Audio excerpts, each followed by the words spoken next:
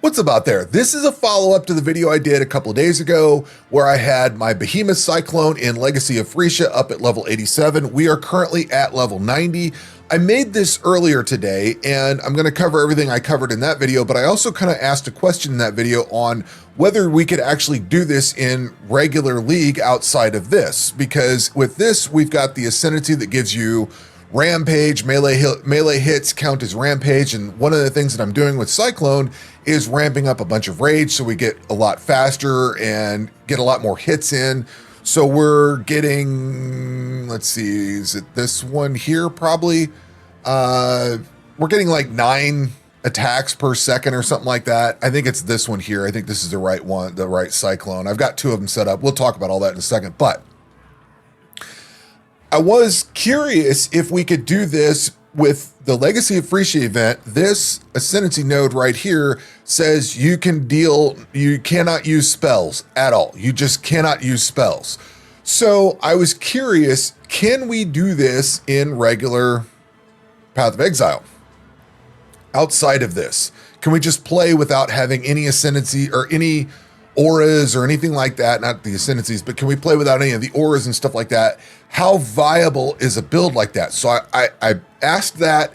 As I played today, I came up with that concept and I tried it. So let's talk about how I got to this point. All right, first and foremost, I put the video out the other day and I was level 87. A few of you guys had some really good ideas and some really cool concepts on it.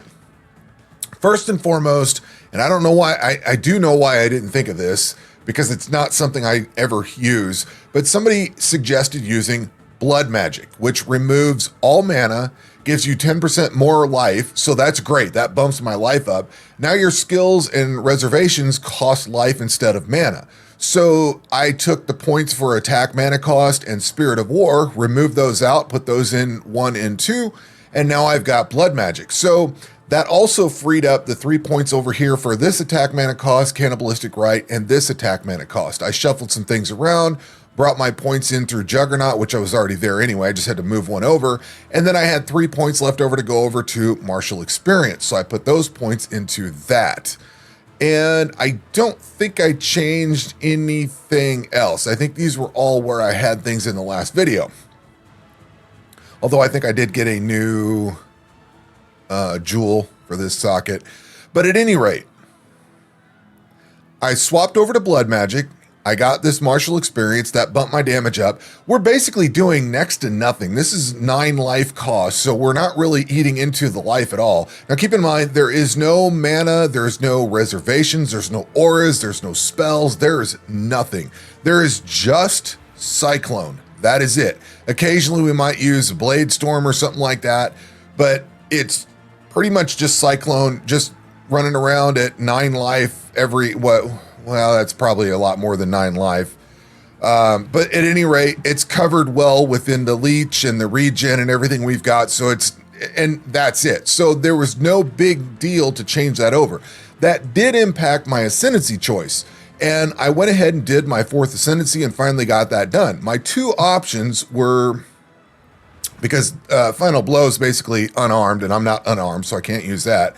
But I had the option of going over here to Mental Conditioning, which your mana gets gets converted over to armor and all that. I was thinking about doing that one, and then I was thinking about coming over to Steel Willed and robbing this Tireless Frenzy point, putting it over here to get increased attack damage per armor and all this kind of stuff.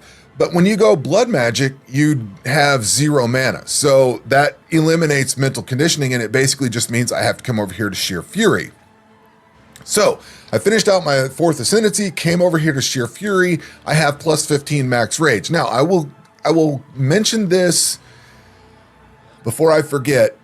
When in POB, it looks like you have to take the number of rage that it shows over here, plug that into the configuration page, and then also socket whatever or click on whatever node you have that increases your rage. So I had whatever rage I had at that point. I had to click on this and then click up plus 15 on whatever I had so that it calculated it all together. It doesn't quite get it right, So at any rate, if that makes, I hope that makes sense. So basically I would have to go into combat, see how much rage I was getting, because as soon as you hit something, it shows your rage number. I don't know why it doesn't just show it by default, but you have to hit something first. So I take that number, plug it into POB, and then make sure I clicked on everything. So I was testing it the other day, and the reason I say this is I was testing it. I was just, hey, what happens if I add 15 rage? But it didn't seem to do anything. You have to do both actions. In POB, you have to set the additional 15 into the total rage, as well as click on this. I tried making it blank, thinking that POB would somehow know that all the rage together would be a certain number, but it doesn't seem to be the case. It looks like I have to calculate out what my rage is, or just read it over here and then go plug it in. So doing that, I did plug in another +7 to max rage over here and tried it in POB, and I do see damage, because I think in the last video I mentioned that I don't see any changes when I did +7, because I thought, well, I'll just do +7, but you have to do +7 and toggle this, or +15 and toggle that to get it to show. Anyway, okay, so we talked about the blood magic, and we talked about these changes over here. I got my 4th ascendancy and changed that out. I was thinking about this fueled by hate. I don't really get this one. I think this is probably a little bit more advanced of a build than I really care to get into. I thought about tinkering with it, but I looked up what this is, and it looked like there were some examples on how you could use it, and none of it made sense to me. I was thinking maybe it would give you the maximum of souls, but then it didn't cost a soul, so you always had full souls for damage or something like that. I don't know. I don't really care. I don't think I'm going to swap over to this. I think this is where I'm going to be. So we're going to take Rampager, Dire Rampart, Tireless Frenzy, and Sheer Fury. That gives me a lot of rage, and the maximum fortification, which gives me increased attack speed per fortification. So all this builds up with the rage and the Rampage and the Tireless Frenzy. We're just getting a lot more attack speed and stuff like that. Now, for whatever reason, my attacks per second, when all this ramps up, is stuck at 9.01. I need to look at this one, because this one starts at 8.93, and I don't know if it actually goes higher than 9. I don't know. I need to look at this one and see what this one ramps up to. Okay, let's talk about gear for a second here. Now, somebody suggested I'd use Calm's Heart, which is a +1. It has no sockets on it. I think it's an armor. I think it's like armor, not evasion, not energy shield. I think it's just pure armor. And it gives you like +1,000 health, which seems like a really cool idea. I wouldn't be opposed to it. If I got one, I would probably try it out. But I have some other ideas. So I would ultimately like to get a Bronze Lithe in here, which is an evasion. It does not have life on it, which means you can go into this thing here and get +15 or 15% increased maximum life if there are no life modifiers on equipped body armor. So I could take that if I get the Bronze Lithe, because it doesn't have any life modifiers on it. So I could get an additional 15% life for another passive point cost or whatever. And Calm's Heart would be one option. Bronze Lithe would probably be my favorite option, because I could take that, and like I said, I could get some additional life out of the passive tree over there. The other thing that I considered, and I don't think I mentioned it in the last video, is going into Abyss and getting stuff with Abyssal sockets. And I noticed a lot of people, I looked on PoE Ninja, and there was somebody else I was following for a little bit. Some of the gear that these guys were grabbing was stuff out of Abyss with Abyssal sockets, because then you could just go crazy and get like 4 or 6 Abyssal sockets on everything and throw on all these little Abyss gems. And there's the one Abyssal belt that gives you the 2 sockets that you can put on at like 80% value or something. I was like, man, if I could get boots and gloves and helmet and maybe even a chest piece with all these Abyssal sockets, I only need to have one skill 6-linked, and that's my Cyclone. I could do that on my weapon or something like that, and then move all this stuff around, get all these other Abyssal jewels. It might be rough getting the resistances in check and everything. I don't know how all that's going to balance out and work. It seems like it might be a headache, but it seems like it might be kind of cool. I want to go that route. So I started farming Abyss stuff. I kind of got burned out on it, and I took a side break, which we'll talk about here in a second. But I did get down to 1 Abyssal Depth. I got these Tomb Fist gloves, and I got this Stygian Vice out of that. So I whipped up a couple of things and got those in there. But ultimately, I would like to get as much abyssal gear with as many abyssal sockets as I can, because really the only thing I need is 6 sockets here and maybe 2 for, or 1 for leap slam, or I don't necessarily have to have faster attacks. It's nice, but I just need 1, so 7 sockets, and then the rest of it could be all abyssal stuff. But looking at this is Steel Scale, Tomb Fist, Steel Scale Gauntlets. It doesn't really have much armor, not much evasion. It's got 1 Abyssal Socket. It gives me 5% increased attack speed. And the cool thing is, with a Searching Eye Jewel socketed, attacks have 25% a chance to grant Onslaught. Now I also get, down here I get 20% chance to grant Onslaught for 4 seconds on kill. Same thing. So I can basically maintain a lot of Onslaught. This is what, a 45% chance? If those are cumulative, that means I have a 45% chance to maintain Onslaught while I'm killing stuff as I go through the maps. I don't know what this looks like on bossing. We'll cover bossing here in a second, but I like this. And you can get different rolls on this. This one just happens to have the Onslaught one, and this other one, which with also with the Searching Eye Jewel socketed, maim enemies for 4 seconds on hit with attacks. And it just so happens I have a Searching Eye Jewel with added fizz damage and some max life. So that means I can maim enemies for 4 seconds on hit, and I pretty much have a lot of Onslaught. So I had an Onslaught flask. I took that off and put this Sulfur flask on. I don't know what my flasks are going to be like, and you're going to notice a lot of things are probably a little broken on here. So I only have 1 of these flasks with used charges when full. I don't have enough instilling orbs to fix all that. I've got some really bad implicits on here. Chance to block attack damage, okay, but effective non-curse auras, I don't have auras, so it doesn't work. Reduced ignite, I probably will swap off. I might leave the damage taken recouped his life, but then over here I've got bleeding. I inflict deals damage 5% faster, and I am absolutely not doing bleeding. So these I just need to improve things on, but ultimately, like I said, I'd like to find some of the more of this abyssal gear, whatever I could find, and try to get these abyssal sockets on there. I think that'd be very cool. Just fill the thing up with abyssal sockets and see where things could go from there.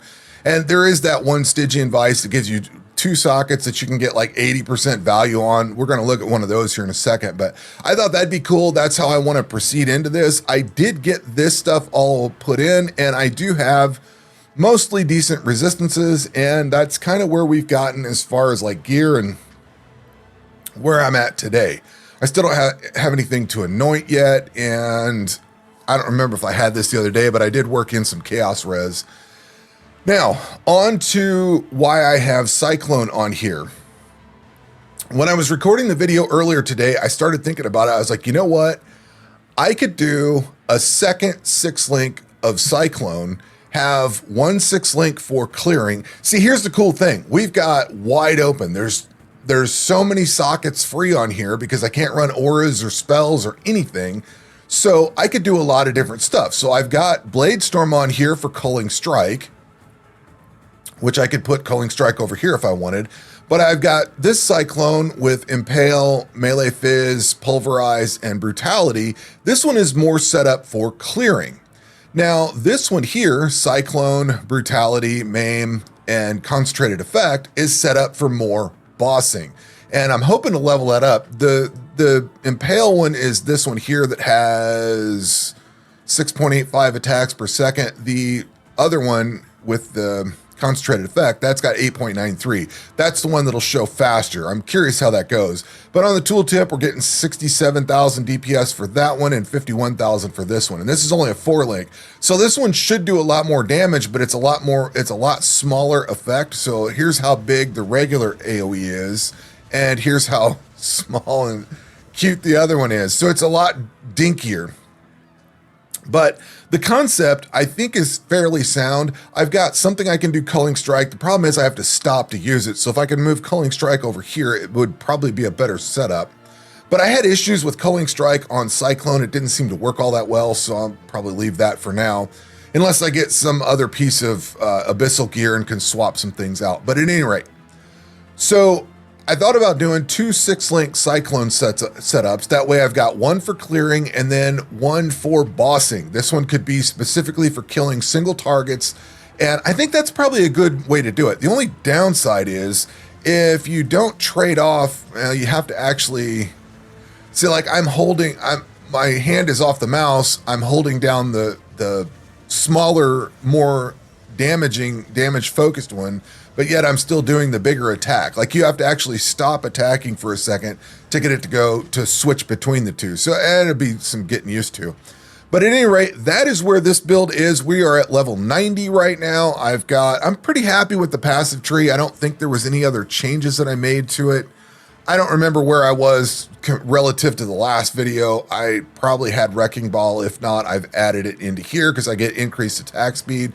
I may have also put on the +1 frenzy charges and +1 endurance charges. I think I've added that since then. And I think I came into Golem's Blood and Cloth and Chain. So those might have been some differences from the last video, but otherwise, I think I'm pretty well set. I did come out here to Slaughter. I think I was hanging out on that one. And then of course we picked up Blood Magic. So that's kind of where this build is and where this one is kind of going. Now, let's go take a look at another build, because as I was making the video this morning, a question came up and I was just kind of talking out loud.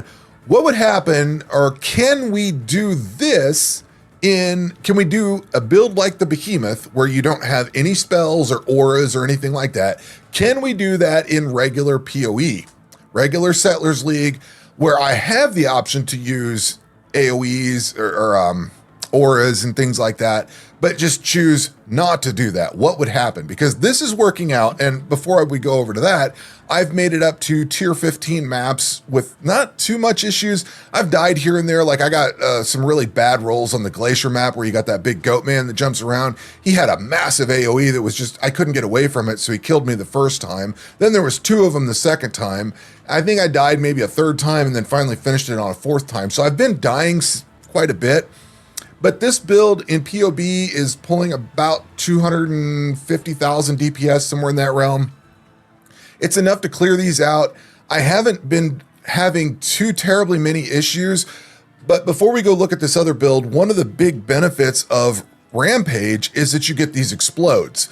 And as you ramp up the Rampage with this build, or as this build ramps up, you get about 200 kills. It starts doing some body explosions.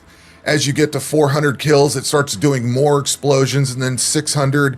Somewhere in there about the 600-700 range, it quits doing explosions, so it quits doing this big AoE effects where it blows up the screen, and then it's just straight DPS and attack speed. So I kind of don't like the way this works, because as you get going, like, I've set a ton of attack speed up for this so I can ramp up really quickly and start blasting through stuff and, you know, getting that big AoE clear going through the whole thing. But then you run into a point where it stops doing that, and it's basically in your interest to stop attacking if you can get away from mobs for a minute, stop attacking, let your Rampage stop, and then start again so you get that blow up effect. And it's kind of sucks when you're running like Abyss and you're following the little crack, but you're at 1,000 kills, so you're full DPS, full attack speed, but you're no longer getting those big explosions. It doesn't help clear things out. So on the one hand, Rampage is really nice to clear stuff and it feels really good, but then it stops working at some point. So I was trying to figure out, bottom line, can I replicate this? Because I like this passive tree. This is mostly what I did with my Berserker, made some changes to adapt to this style of combat here, or this style of the ascendancy. Can we take this with no auras, no spells, nothing like that, and transfer this over into regular Settlers? Let's go take a look. All right, now this build came from the Necro Settlers League we had. I Volcanic Fisher or something, whatever I did. It was only level 60 when I picked it up. We're 63 now. I've tinkered around with it a little bit. So I was kind of bored running Abyss and all that other stuff earlier today. I just kind of got sick of doing it. And I decided I was gonna look at what other builds I had. I wanted to clean up my SSF because I wanted to go try and do like a blank run with whatever build I do next league. I wanted to have just a plain empty stash. I didn't want to have any gear in there. I didn't want to have any builds sitting there. So I cleaned everything out. This was in SSF because the Necro Settlers League got bounced out to the league it was in. So I started it in SSF and it ended up bounced out into that. So I had this build sitting there and I was looking at it and I was like, I wonder what I could do with this and whether I could actually get this thing. Because I knew I had a few items that were from Abyss. I knew I had some stuff with Abyssal sockets because I had ran into a few of those and I was like, hey, this is kind of cool. I wonder where I would use these.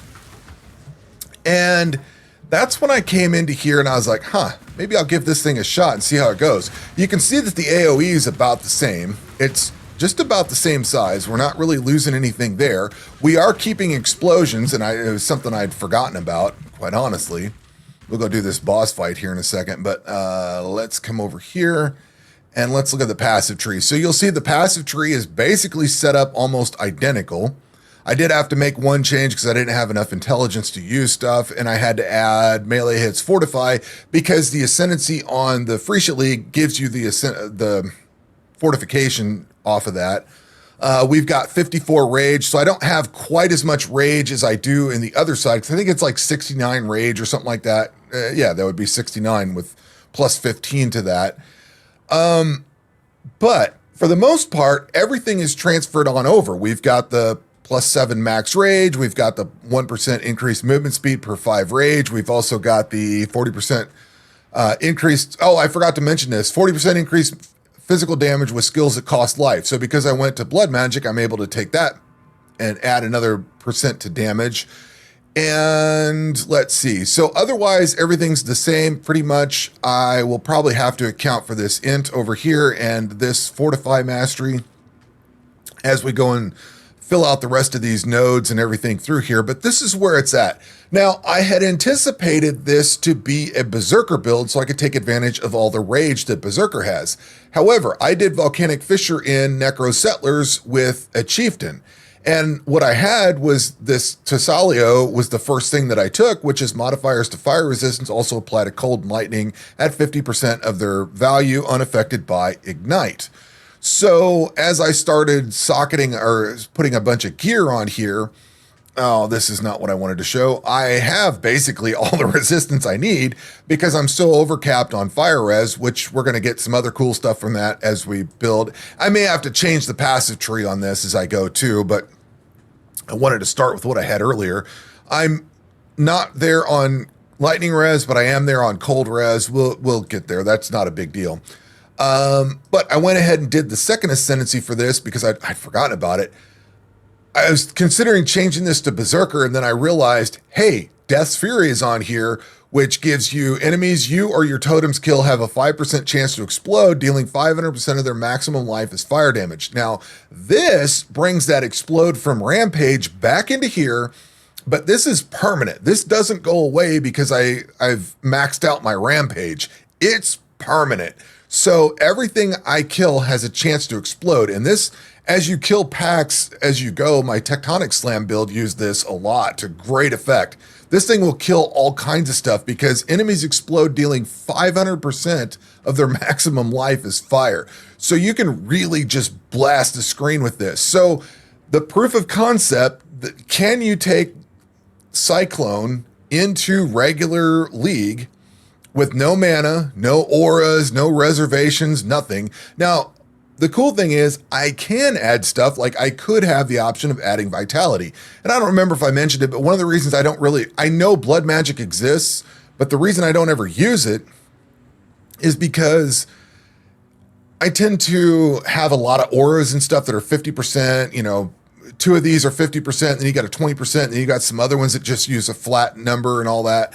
That tends to use all my mana up. And then maybe I even do arrogance with vitality over on life. So I use a lot of reservations and auras and all that stuff. That makes me very leery about using blood magic. But if the concept is to flat out just not even use it, not even have any reservations or anything like that. Now, I don't know how far this is going to get. It may just die off and it may not go very far. I don't know. But I thought it would be a kind of a cool proof of concept. So here we are. Now, as I was digging through my gear, I found that I had a Tomb Fist on here, which has one Abyssal Socket. It's got the same 5% increased attack speed. This one with a Searching Eye Jewel, attacks have a 25% chance to grant Onslaught on kill. So I've got a Searching Eye Jewel. And then if you put a Murderous Eye Jewel in instead, melee hits have a 25% chance to fortify. It'd be great if they were both Searching Eyes, but it's one or the other, so I think I would rather have Onslaught because I can just go get Steadfast and get my melee hits fortified down here. We could also do the Fortification Support Gem or whatever, but eh. And then this is the Darkness and Throne Stygian Vice. It has 2 Abyssal Sockets on there so that I can put stuff in, and everything in here is like at 80%. So 80% increased effect of socketed Abyssal Jewels. So I wanted to tinker with this. So this is a very viable concept. And I grabbed some other stuff that had fire on them. Now for this build, I'm using Atola's Hunger, which plus 701 to max life if there are no life modifiers on other equipped items. So I cannot have anything that does life steal or life leech or whatever, or adds life or anything like that. Nothing, because then I lose a big chunk of health. And this goes down to like, I don't know, 1800 or something like that. It drops pretty significantly if I put that on. Does this have life on it? No, just movement speed. But I wanted to use this because I had 6-linked this earlier and I saw it and I'm like, whatever. I'm running armor, so may as well try it out and see how it goes. This doesn't have life on it. None of this has life on it. And I've had to be careful because I can't have life on any of the Abyssal Jewels either, I don't think. And then I grabbed this Eye of Malice. I don't know. It's got chance to inflict fire exposure and stuff like that. I don't know. I didn't feel like messing with any of my other stuff. Then I did all this, and then I realized I was on Chieftain, so I want to stack as much fire res as possible. We're using Barracks Respite. This gives you, when you kill an ignited enemy, inflict an equivalent ignite on each nearby enemy. So wanted to try that. Add flat fire damage to attacks, well, spells and attacks. And then it's also got fire and lightning res. We've got this, it's got fire res, got some cold res to bring that up. Increased attack speed while ignited, which I think there was something that I had on here that says I cannot be ignited. So that's probably not a good thing. Yeah, I thought I saw something. Yeah, whatever, it doesn't matter. All damage taken from hits can ignite you. And then I grabbed this thing. This has got some fire res. This one has 10% increased movement speed while on full life, 60% increased melee damage when on full life, and plus 0.2 meters to melee strike range. So that's like another 20% size on the AoE of Cyclone. So we're running Cyclone with Pulverize, melee fizz support, rage support, brutality, and impale, because I wanted to stick with the impale theme that I had before. Now, I ran across this Nergamahu's Flame or whatever. I think I want to try and get one of these in the Freesia League. This sounds interesting. 20% chance to trigger level 16 Molten Burst on melee hit, 180% increased fizz damage, 9% increased attack speed, 60% of fizz damage converted to fire, and damage penetrates 20% fire res. So damage penetrates 20% fire res is basically like having another support gem on there, so I don't have to worry about that. So I'm doing fire damage and I get to penetrate some of that. So it's like having some extra support gems. The other kind of cool thing that I found out is this Molten Burst on melee hit. Now, and this is why I want to find that for the other side. This is affected by every gem. We're not looking at the damage. This is affected by every support gem you stick in here. So I'm not worried about running a setup in here. So all I have are support gems. Every one of these support gems is there to go to Molten Burst.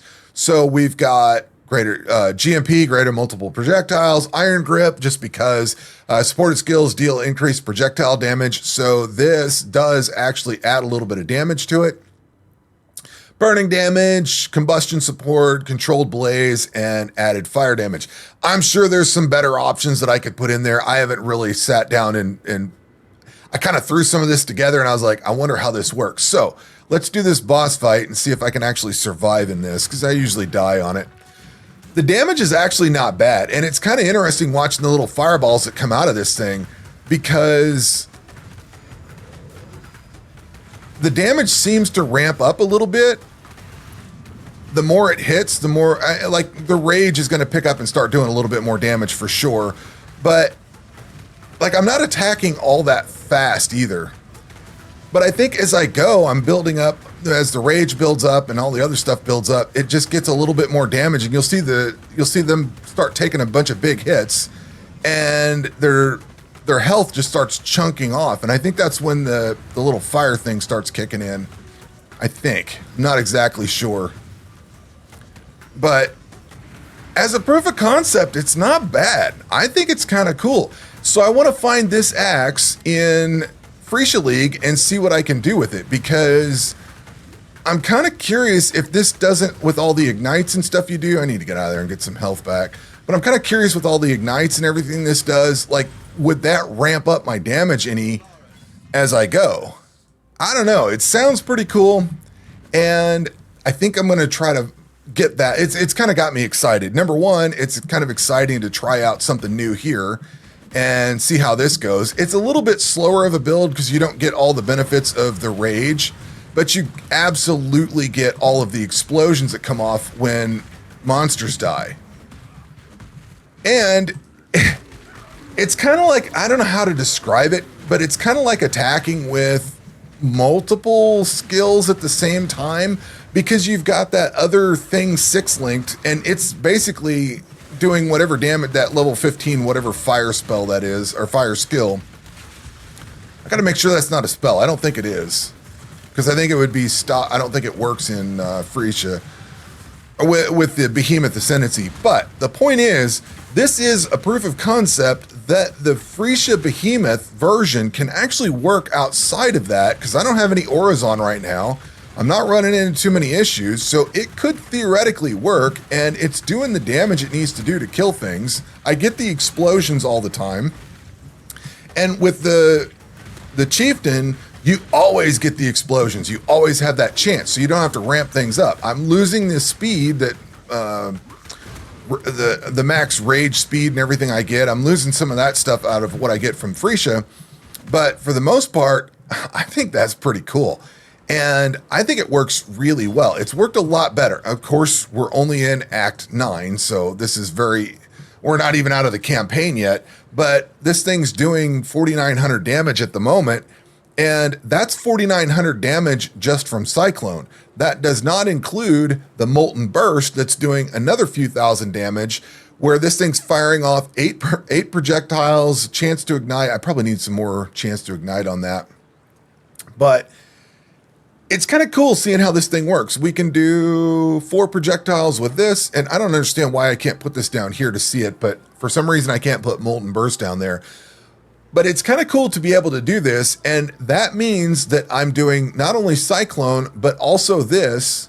I need to check if Molten Burst is a spell, because if it's a spell, that's not gonna work, because I think that's gonna be shut off in Freesia League. So this Nagamu's Flame may not work the way I think it is. I need to verify that. But I think it's kind of cool, because the concept of not having a need for I don't have anything to socket in there, but yet this thing does this Molten Burst. I can socket in 6 support gems on top of everything that's got.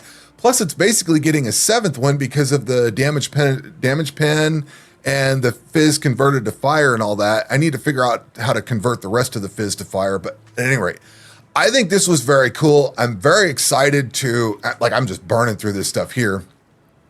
I'm very excited to see if this works in Freesia League and if I can get this axe. And it's not the greatest axe in the world, but if this axe works the same way in Freesia League, that's like a whole other set of stuff I can put on there and have support gems for. But at any rate, that is going to do it for this video. We will catch you on the next one. Take care.